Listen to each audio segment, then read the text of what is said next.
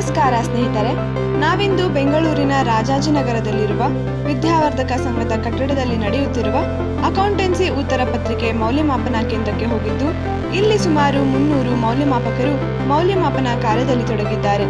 ಈ ಮೌಲ್ಯಮಾಪಕರ ಅನಿಸಿಕೆಯನ್ನ ನಾವೀಗ ಕೇಳೋಣ ಬನ್ನಿ.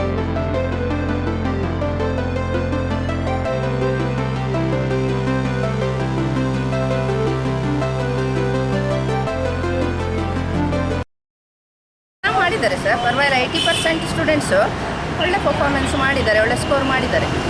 ಏನು ತಪ್ಪು ಮಾಡಿದ್ದಾರೆ ವಿದ್ಯಾರ್ಥಿಗಳು? ಏನು ತಪ್ಪು ಮಾಡಿದ್ದಾರೆ ಅಂತ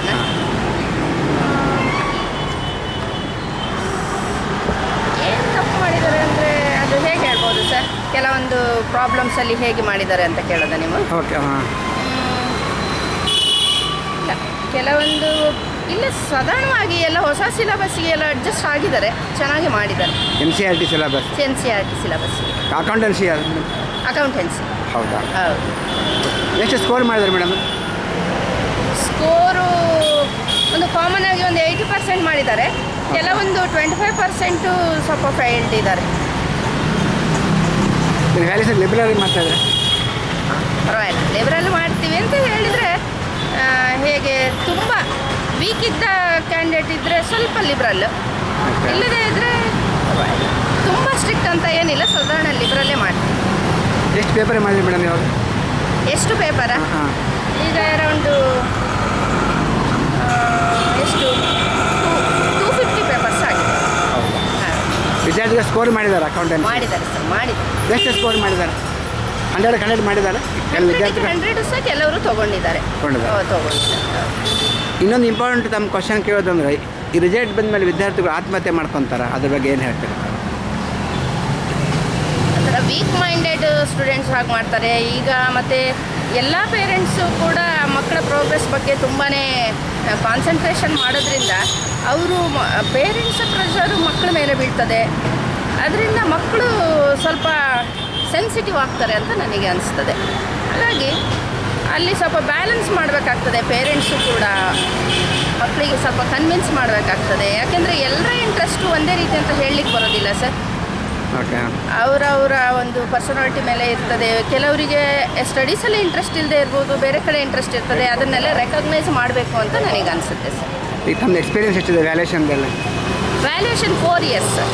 ತಮ್ಮ ಹೆಸರು ಏನಂದರೆ madam? Manojakshi. Thank you madam. Welcome sir, welcome. ಎಷ್ಟು ಸ್ಕೋರ್ ಮಾಡಿದ್ದಾರೆ ಮೇಡಮ್? ಸ್ಕೋರ್ ಎಷ್ಟು ಮಾಡಿದ್ದಾರೆ ಅಂತ? 100 ತನಕ ಕೆಲವರೆಲ್ಲ ಮಾಡಿದ್ದಾರೆ. ವಿದ್ಯಾರ್ಥಿ ಎಲ್ಲಿ ತಪ್ಪು ಮಾಡಿದ್ದಾರೆ? ಹಾಂ, ತಪ್ಪು ನಮಗೆ ಹೇಳೋಕ್ಕಲ್ಲ. ಅಲ್ಲ, ತಪ್ಪು ಮಾಡಿದ್ದಾರೆ ಅಂತ ವಿದ್ಯಾರ್ಥಿ. ತಪ್ಪು ಹೆಂಗೆ ಅಂತ ಹೇಳೋಕ್ಕಾಗಲ್ಲ. ಒಂದೊಂದು ಸೆಕ್ಷನಲ್ಲಿ ಒಂದು ಕ್ವಶನ್ ಪೇಪರಲ್ಲಿ ಸ್ವಲ್ಪ ತಪ್ಪು ಮಾಡಿದ್ದಾರೆ, ಬಟ್ ಚೆನ್ನಾಗಿದೆ ಈ ಸತಿ. ಬಟ್ ವಿದ್ಯಾರ್ಥಿಗಳು ಇದರ ಜಾಸ್ತಿ ಸ್ಕೋರ್ ಮಾಡಿದ್ದಾರೆ ಅಕೌಂಟೆನ್ಸಿಯಲ್ಲಿ. ಚೆನ್ನಾಗಿ ಮಾಡಿದ್ದಾರೆ, ಪರವಾಗಿಲ್ಲ. ನನ್ನ ಹೆಸರು madam? Sujaya. Thank you madam. Thank you. ಸಹಜವಾಗಿ ನಮ್ಮ ಒಂದು ಅಕೌಂಟೆನ್ಸಿ ಕ್ಯಾಂಪ್ ಸಾಮಾನ್ಯವಾಗಿ ಉತ್ತಮ ರೀತಿಯಲ್ಲಿ ವಿದ್ಯಾರ್ಥಿಗಳು ಪಡೆದಿರ್ತಾರೆ. So above 85 to 90% passing percentage ಇರ್ಬೋದು ಅಂತ ನಾನು ಅಂದ್ಕೊಂಡಿದ್ದೀನಿ. ಸೊ ವಿದ್ಯಾರ್ಥಿಗಳು ಸಹಜವಾಗಿ ಚೆನ್ನಾಗಿ ಬರೆದಿದ್ದಾರೆ, ಏನು ಪ್ರಾಬ್ಲಮ್ ಇಲ್ಲ. ಬಟ್ ಎಲ್ಲಿ ತಪ್ಪು ಮಾಡಿದ್ದಾರೆ ಸರ್ ವಿದ್ಯಾರ್ಥಿಗಳು? ತಪ್ಪು ಅಂತಂದರೆ ಪರ್ಟಿಕ್ಯುಲರಾಗಿ ಒಂದು ಪಾಯಿಂಟ್ ಅಂತ ಹೇಳೋಕ್ಕಾಗಲ್ಲ. ಸೊ ಆ್ಯಾವ್ರೇಜ್ ಚೆನ್ನಾಗಿದೆ ಎಲ್ಲ ಪರ್ಫಾರ್ಮೆನ್ಸ್. ತಮ್ಮ ಹೆಸರು ತಾವೇನಾಗಿದ್ರು ಸರ್? ನಾನು ಸಿಕಂದರ್ ಅಂತೇಳಿ ಈ ಎಕ್ಸಾಮ್ ಸೆಂಟರ್ ಚೀಫ್ ಆಗಿದ್ದೀನಿ. ಹೌದಾ? ಇದು ಬದಲಾವಣೆ ಆದರೆ ವಿದ್ಯಾರ್ಥಿಗಳಿಗೆ ಏನು ತೊಂದರೆ ಆಗಿಲ್ಲ? ಇಲ್ಲ, ಏನು ಬದಲಾವಣೆ ಆದರೂ ಕೂಡ, ಏನು ಸಿಲೆಬಸ್ನಲ್ಲಿ ವ್ಯತ್ಯಾಸ ಆದರೂ ಕೂಡ ಏನು ಚೇಂಜ್ ಆಗಿಲ್ಲ. ವಿದ್ಯಾರ್ಥಿಗಳು ಚೆನ್ನಾಗಿ ಪ್ರಿಪೇರ್ ಆಗಿನೇ ಚೆನ್ನಾಗಿ ಎಕ್ಸಾಮ್ ಬರೆದಿದ್ದಾರೆ. ಸೊ ಏನು ಅದು ವ್ಯತ್ಯಾಸ ಏನೂ ಆಗಲ್ಲ. ಬಟ್ ಇನ್ನೂ ಏನು ಇಂಪ್ರೂವ್ಮೆಂಟ್ ಮಾಡ್ಕೋಬೋದು ಸರ್ ವಿದ್ಯಾರ್ಥಿಗಳು, ನೆಕ್ಸ್ಟ್ ಬರೋ ವಿದ್ಯಾರ್ಥಿಗಳು?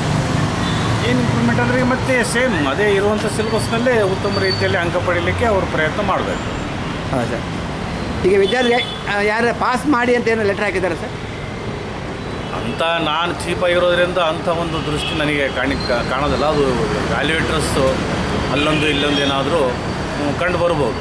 ಸಹಜವಾಗಿ ಎಲ್ಲ ಒಂದು ಸೆಂಟರ್ಗಳಲ್ಲಿ ಎಲ್ಲ ಪೇಪರ್ಗಳಲ್ಲಿ ಇದ್ದೇ ಇರ್ತದೆ ಸಹಜವಾಗಿ. Okay, thank you sir. Thank you.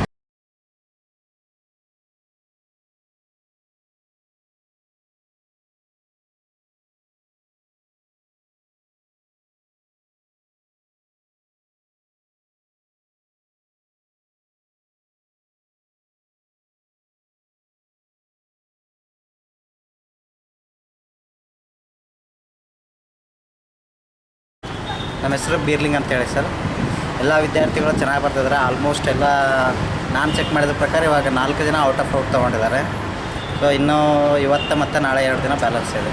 Thank you. ಎಷ್ಟು ಪೇಪರ್ ನೀವು ಚೆಕ್ ಮಾಡಿದ್ರಿ? ನಾನು ಇವಾಗ 220 ಪೇಪರ್ ಚೆಕ್ ಮಾಡಿದ್ದೀನಿ ಸರ್. ಇವಾಗ ಅದರಲ್ಲಿ ಎಷ್ಟು ಜನ ಸ್ಕೋರ್ ಮಾಡಿದ್ದಾರೆ? ಸ್ಕೋರ್ ಇದರಲ್ಲಿ ಟೋಟಲ್ ನಾನು ಚೆಕ್ ಮಾಡಿದ್ರಲ್ಲಿ 4-5 ಜನ 100 ಔಟ್ ಆಫ್ 100 ತೊಗೊಂಡಿದ್ದಾರೆ. 96 ಅಬವ್ ಅಂದ್ರೆ ಅದು ಲೆಕ್ಕ ಇಲ್ಲ ಎಷ್ಟಿದೆ ಅಂತ. ಬಟ್ ಬದಲಾವಣೆ ಆದರೆ ಏನು ವಿದ್ಯಾರ್ಥಿಗಳ ಸ್ಕೋರಿಗೆ ಬದಲಾವಣೆ ಸಿಕ್ಕಾಪಟ್ಟೆ ಬದಲಾವಣೆ ಇದೆ. NCERT ಸಿಲೆಬಸ್ ಬಂದಿರೋದ್ರಿಂದ ಇವಾಗೇ ನಾವು ಏನಪ್ಪ ಅಂದ್ರೆ ಸಿಲೆಬಸ್ ಎಲ್ಲ ಚೇಂಜ್ ಆಗಿಬಿಟ್ಟಿದೆ. ಹಾಗಾಗಿ ಅದರಲ್ಲಿ ಮತ್ತೆ ಸ್ಪೆಷಲಾಗಿ ಏನಪ್ಪ ಅಂದರೆ ಪ್ಯಾಟರ್ನ್ ಚೇಂಜ್ ಇಟ್ಟಿದ್ದಾನೆ. ಹಾಗಾಗಿ ಆಲ್ಮೋಸ್ಟ್ ಲಾಸ್ಟ್ ಇಯರ್ಗಿಂತ ಈ ವರ್ಷ ವಿದ್ಯಾರ್ಥಿಗಳು ಭಾಳಷ್ಟು ಪಾಸ್ ಆಗಿದ್ದಾರೆ. ಹೌದಾ? ಇದರಲ್ಲಿ ಸ್ಕೋರ್ ಮಾಡಿದ್ದಾರೆ ವಿದ್ಯಾರ್ಥಿಗಳು? ತುಂಬ ಚೆನ್ನಾಗಿ ಸ್ಕೋರ್ ಮಾಡಿದ್ದಾರೆ. ಕಂಪೇರ್ ಲಾಸ್ಟ್ ಇಯರ್ ಈ ಥರ ರಿಸಲ್ಟ್ ಜಾಸ್ತಿ ಬರುತ್ತಾ? ಇಲ್ಲ ಪರವಾಗಿಲ್ಲ, ಆ್ಯಸ್ ಎಕ್ಸ್ಪೆಕ್ಟೆಡ್ ಚೆನ್ನಾಗಿ ಮಾಡಿದ್ದಾರೆ. ಹೌದು. ಎಷ್ಟು ಪೇಪರ್ ನೀವು ಸಾಲ್ವ್ ಮಾಡಿದ್ರಿ? ಎಷ್ಟು ಪೇಪರ್ ನೀವು ವ್ಯಾಲ್ಯೂಷನ್ ಮಾಡಿದ್ರಿ ತಾವು? ಈಗ ಆಲ್ಮೋಸ್ಟ್ 210 to 50ವರೆಗೂ ಆಗಿದೆ. ಹೌದಾ? ಎಷ್ಟು ಜನ ಔಟ್ ಆಫ್ ಔಟ್ ತೊಗೊಂಡಿದ್ದಾರೆ? ಔಟ್ ಆಫ್ ಔಟ್ ನಾನು ಕೊಟ್ಟಂಗೆ ಒಂದು 5 to 6 ಮೆಂಬರ್ಸ್ ತೊಗೊಂಡಿದ್ದಾರೆ. ಫೇಲ್ ಆಗಿದ್ದಾರೆ? ಫೇಲ್ ಕಡಿಮೆ, ಸ್ವಲ್ಪ ಕಡಿಮೆ. Okay, thank you sir. Madam ತಮ್ಮ ಹೆಸರು? ದೀಪಾ. Thank you madam.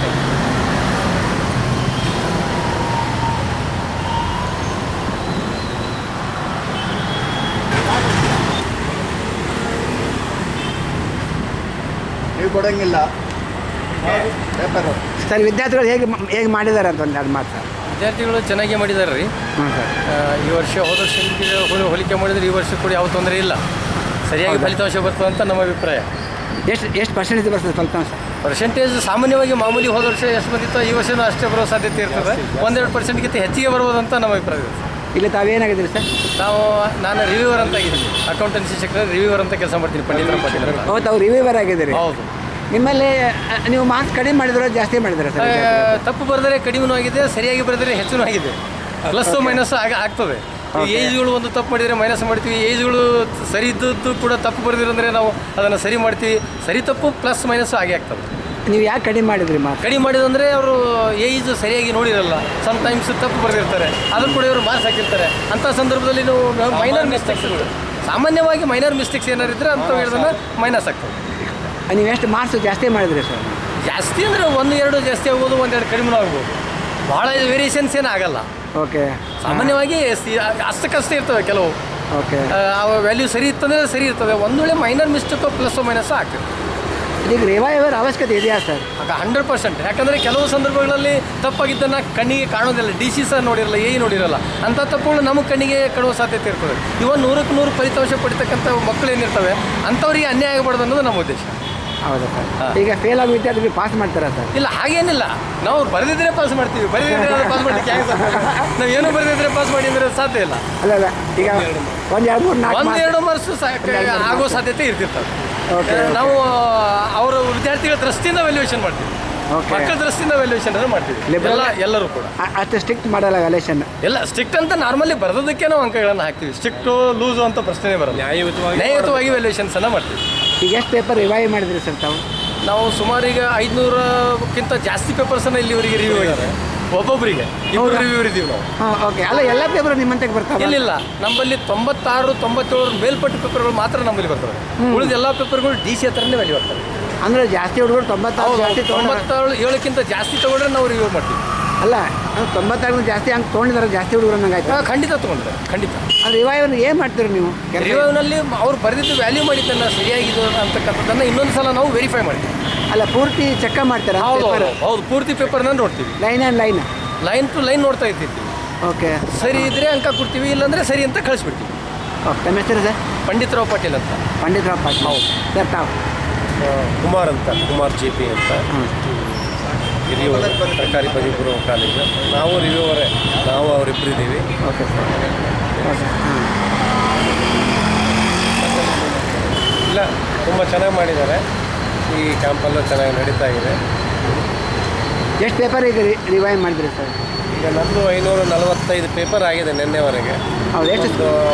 100ಕ್ಕೆ 100 ಬಂದಷ್ಟು ನಮ್ಮ ವಿದ್ಯಾರ್ಥಿಗಳಿದ್ದಾರೆ. 436 ಪೇಪರಿನ 100ಕ್ಕೆ 100 ಬಂದಿದೆ. ಓಕೆ. ಚೆನ್ನಾಗಿ ತೆಗೆದಿದ್ದಾರೆ ಮಾರ್ಕ್ಸನ್ನು. ಈಗ ವಿದ್ಯಾರ್ಥಿ ಎಲ್ಲಿ ತಪ್ಪು ಮಾಡಿದ್ದಾರೆ ಸರ್? ವಿದ್ಯಾರ್ಥಿಗಳು ತಪ್ಪು, ಅದು ಮಾನವ ಸಹಜವಾದಂಥ ತಪ್ಪುಗಳನ್ನು 100ಕ್ಕೆ 100 ಪಡೆದಂಥ ವಿದ್ಯಾರ್ಥಿಗಳು ಏನು ಅಕೌಂಟೆಲ್ಲ ಕಡೆ ಮಾಡ್ತಕ್ಕಂಥದ್ದು, ಅಥವಾ ಈಗ ನಮ್ಮಲ್ಲಿ ಅಕೌಂಟ್ಸಲ್ಲಿ ಕ್ಯಾರಿ ಡೌನ್ ಬ್ರಾಡ್ ಡೌನ್ ಅಂತ ಬರುತ್ತೆ, ಅದನ್ನು ಮಾಡ್ತಕ್ಕಂಥದ್ದು ಬಿಟ್ಟಿರ್ತಾರೆ. ಅಥವಾ ಟೋಟಲ್ ಮಾಡೋದು ತಪ್ಪಾಗಿರುತ್ತೆ, ಅಮೌಂಟನ್ನು ಕ್ಯಾಲ್ಕುಲೇಷನ್ ತಪ್ಪಾಗಿರುತ್ತೆ. ಆ ರೀತಿಯಾದಂಥ ತಪ್ಪುಗಳು ಸಹಜವಾದಂಥ ತಪ್ಪುಗಳು ವಿದ್ಯಾರ್ಥಿಗೆ ಗೊತ್ತಿದ್ದು ತಪ್ಪಾಗಿರುತ್ತೆ. ಓಕೆ. 10,000 ಬದಲಿಗೆ 1 ಲಕ್ಷ ಅಂತ ಬರೆದಿರ್ತಾರೆ ಕ್ಯಾಲ್ಕುಲೇಷನ್ ಮಾಡಬೇಕಾದ್ರೆ, ಅಂಥ ತಪ್ಪುಗಳಾಗಿರುತ್ತೆ. ಎಂಟ್ರೀಸನ್ನು ತಪ್ಪಾಗಿರುತ್ತೆ. ಈಗ ವಾಟ್ ಅನ್ನೋದಕ್ಕೆ ವೈ ಅನ್ನೋ ಉತ್ತರ ಬರೆದಿರ್ತಾರೆ. ಈ ಥರ ಸಹಜವಾದಂಥ ತಪ್ಪುಗಳು ವಿದ್ಯಾರ್ಥಿ ಗೊತ್ತಿರ್ಬೋದು, ಆ ಸಂದರ್ಭದಲ್ಲಿ ಅವನಿಗೆ ತಪ್ಪಾಗಿರ್ತಾವೆ. ನೀವು ಲೈನ್ ಚೆಕ್ ಮಾಡ್ತೀರಾ ಸರ್ ನಿಮ್ಮಲ್ಲಿ? ನಾವು ನೋಡ್ತೀವಿ, ಮತ್ತೊಮ್ಮೆ ವ್ಯಾಲ್ಯೂಯೇಷನ್ ಆಗುತ್ತೆ ವ್ಯಾಲ್ಯೂಯೇಷನ್ ನೋಡ್ತೀವಿ. ಈ ಗ್ಲಾನ್ಸ್ ಈಗ ನೋಡಿದ ತಕ್ಷಣಕ್ಕೇ ಈ ವಿದ್ಯಾರ್ಥಿ ಇಲ್ಲಿನೇ ತಪ್ಪುಗಳನ್ನು ಮಾಡುವ ಸಹಜವಾದಂಥ ತಪ್ಪುಗಳು ಇರ್ತದೆ. Okay sir. ಕೆಲವು ಸಾರಿ ಎಇಸು ಮಾಡಿದಂಥ ತಪ್ಪುಗಳು ಅವರಿಗೆ ಓವರ್ ಸೈಟ್ ಆಗಿ ಆಗಿರ್ಬೋದು, ಸಣ್ಣ ಮಿಸ್ಟೇಕ್, ಅದು ಮಾನವ ಸಹಜವಾದಂಥ. ಅದು ಬಿಟ್ಟರೆ ಚೆನ್ನಾಗೇ ಮಾಡಿದ್ದಾರೆ ಎಲ್ಲ, ಅವರ ಜವಾಬ್ದಾರಿಗಳನ್ನು ಅವರು ನಿಷ್ಠೆಯಿಂದ ಮಾಡಿದ್ದಾರೆ. ಈಗ ನೀವೆಷ್ಟು ಮಾರ್ಕ್ಸ್ ಕಡಿಮೆ ಮಾಡಿದ್ರಿ ಸರ್?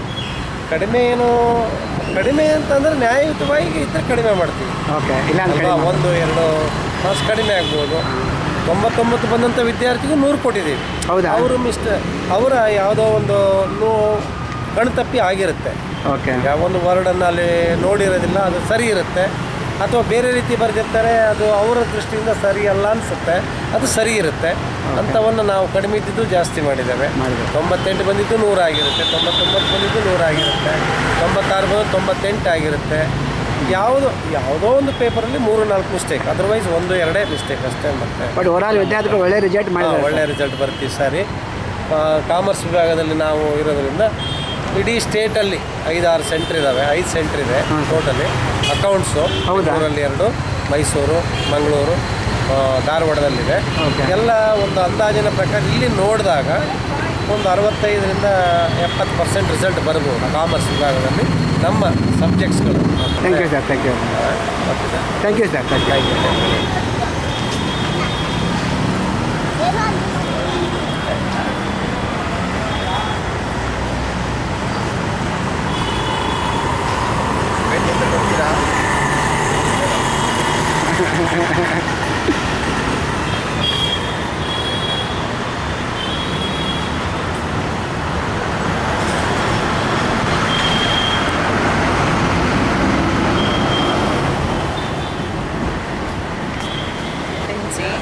ಖುಷಿ ಆಯಿತು. ಇದು ನನ್ನ ಫಸ್ಟ್ ಟೈಮ್ ವ್ಯಾಲ್ಯೂಯೇಷನ್ನು. ಓಕೆ. ತುಂಬ ಚೆನ್ನಾಗಿ ಮಾಡಿದ್ದಾರೆ. ಕೆಲವರು ಅದು ಆ್ಯಸ್ ಯೂಶುವಲ್ ಫೇಲ್ ಆಗಿದ್ದಾರೆ. 100ಕ್ಕೆ 100 ತುಂಬ ಜನ ತೊಗೊಂಡಿದ್ದಾರೆ. ಓಕೆ. ನಿಮ್ಮದು ಫಸ್ಟ್ ಎಕ್ಸ್ಪೀರಿಯನ್ಸ್ ಹೇಗಿತ್ತು ವ್ಯಾಲ್ಯೂಯೇಷನ್ದಲ್ಲಿ? ಫಸ್ಟ್ ವ್ಯಾಲ್ಯೂಯೇಷನಲ್ಲಿ ಸ್ವಲ್ಪ ಭಯ ಇತ್ತು, ಹೇಗೆ ಮಾಡಬೇಕು ಅನ್ನೋದು ಒಂದು ಗೊಂದಲ ಇತ್ತು. ಇಲ್ಲಿ ಬಂದಮೇಲೆ ಎಲ್ಲ ಬ್ಯಾಚ್ ಎಲ್ಲ ಚೆನ್ನಾಗಿತ್ತು, ಒಳ್ಳೆ ಎಕ್ಸ್ಪೀರಿಯನ್ಸು, ಪ್ರತಿ ವರ್ಷ ಬರಬೇಕು ಅಂತ ಅನಿಸುತ್ತೆ ಸರ್. ಈಗ ನೀವು ಹಾಕಿದ ಮಾರ್ಕ್ಸನ್ನು ಕಡಿಮೆ ಮಾಡಿದಾರ ಅಥವಾ ಜಾಸ್ತಿ ಮಾಡಿದಾರ? ಇಲ್ಲ ಸರ್, ಆ ಥರ ಏನೂ ಇಲ್ಲ. ಕೊಡಬೇಕಾಗಿರೋ ಕಡೆ ಮಾರ್ಕ್ಸು ಕೊಟ್ಟಿದ್ದೀವಿ. ಅದೇ ಕಡಿಮೆ ಎಲ್ಲ ಏನೂ ಮಾಡೋಕ್ಕೋಗಿಲ್ಲ. ಅಲ್ಲಲ್ಲ, ಈಗ ನಿಮ್ದು ಇದು ಫಸ್ಟ್ ಎಕ್ಸ್ಪೀರಿಯನ್ಸ್ ಇದು. ನೀವು ಹಾಕಿದಂಥ ಮಾರ್ಕ್ಸನ್ನು ರಿವೈವರು ಕಡಿಮೆ ಮಾಡಿದಾರೆ ಜಾಸ್ತಿ ಮಾಡಿದಾರೆ ಅಂತ? ಇಲ್ಲ, ಅವ್ರು ಚೆಕ್ ಮಾಡಿದ್ದಾರೆ. ಖಂಡಿತವಾಗಿ ಕೊಡಲೇಬೇಕು ಇಂಥ ಕಡೆ ಅನ್ನೊಂದು ಕಡೆ ಯಾವುದು ಕಟ್ ಮಾಡಿಲ್ಲ. ಓಕೆ. ಕೊಟ್ಟಿದ್ದಾರೆ ಸರ್, ಆ ಥರ ಏನಿಲ್ಲ. ತುಂಬ ಪ್ರತಿಯೊಂದು ಸ್ಟ್ರಿಕ್ಟಾಗೆ ಮಾಡಬೇಕು ಆ ಥರ ಏನಿಲ್ಲ. ಮಕ್ಳಿಗೊಂದು ಒಂದು ಮೋಟಿವೇಶನ್ ಅಲ್ವಾ. 100ಕ್ಕೆ 100 ತೊಗೊಂಡ್ರೆ ನೆಕ್ಸ್ಟು ಅವರು ಇನ್ನೂ ತೊಗೋಬೇಕು ಅನ್ನೋ ವಿಶ್ವಾಸ ಬರುತ್ತೆ. ಸೊ ಆದ್ದರಿಂದ ಆ ಥರ ಏನೂ ಮಾಡಿಲ್ಲ ಸರ್. ಬಟ್ ಕಟ್ ಮಾಡೋ ಕಡೆ ತಪ್ಪಿದೆ ಅನ್ನೋದು ಕಡೆ ಕಟ್ ಮಾಡಿದ್ದಾರೆ. ನೀವು ಲೈನ್ ಬೈ ಲೈನ್ ಚೆಕ್ ಮಾಡಿ ಓದಿದ್ದೀರಾ? ಹೌದು ಸರ್, ಖಂಡಿತವಾಗಿ. ಯಾಕಂದರೆ ಇದು ಮಕ್ಕಳು ಭವಿಷ್ಯ ಆಗಿರೋದ್ರಿಂದ ಪ್ರತಿಯೊಂದು ಲೈನು ಚೆಕ್ ಮಾಡಿ ಮಾರ್ಕ್ಸ್ ಕೊಡಬೇಕಾಗುತ್ತೆ. ಎಲ್ಲೋ 1 ಮಾರ್ಕ್ ಕಡಿಮೆಯಿಂದ 100ಕ್ಕೆ 100 ತಪ್ಪೋಗೋ ಚಾನ್ಸಸ್ ಇರುತ್ತಲ್ಲ. ಸೊ ಅದರಿಂದ ಕೊಡ್ತೀವಿ ಸರ್. ಮೇಡಮ್, ತಮ್ಮ ಹೆಸರು, ಕಾಲೇಜ್? ನನ್ನ ಹೆಸರು ಮಮತಾ ಅಂತ, ನಾನು Vivekananda women's college. Thank you madam. Sir